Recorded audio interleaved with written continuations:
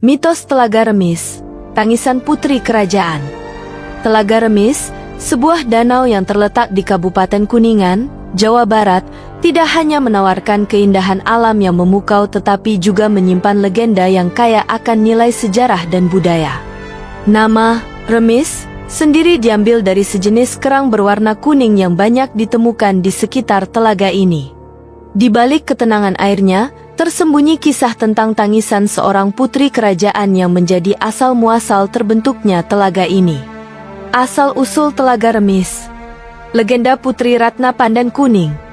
Menurut cerita yang berkembang secara lisan, asal-muasal Telaga Remis terkait erat dengan sejarah Kesultanan Cirebon.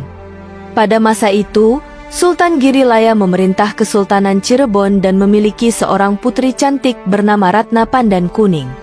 Sebagai satu-satunya keturunan sultan, Ratna Pandan Kuning diharapkan menjadi penerus tahta Kesultanan Cirebon. Kecantikan dan keanggunan sang putri menarik perhatian banyak pangeran dan bangsawan yang ingin meminangnya. Namun, Ratna Pandan Kuning selalu menolak setiap pinangan yang datang, membuat Sultan Girilaya kebingungan. Situasi semakin rumit dengan adanya pertentangan antara Kesultanan Cirebon dan Kesultanan Mataram saat itu. Sayembara dan pertarungan. Untuk mengatasi kebingungan dan memberikan kesempatan yang adil bagi para pelamar, Sultan Girilaya mengadakan sayembara. Siapapun yang berhasil mengalahkan Elang Derajat, seorang ksatria tangguh dan putra dari Banjar Melati yang juga merupakan orang kepercayaan Sultan, akan dijadikan menantu dan berhak mempersunting Ratna Pandan Kuning. Sayembara ini menarik perhatian banyak pangeran, termasuk Pangeran Selingsingan dan Pangeran Purabaya. Pertarungan sengit pun terjadi antara Elang Derajat dan para penantangnya. Dalam pertempuran tersebut, Elang Derajat berhasil mengalahkan Pangeran Purabaya. Namun, saat hendak menghabisi nyawa Pangeran Purabaya, Elang Derajat menahan diri dan memberikan nasihat tentang makna sejati seorang Muslim yang tidak seharusnya memulai peperangan atau membunuh orang lain. Tangisan dan terbentuknya telaga.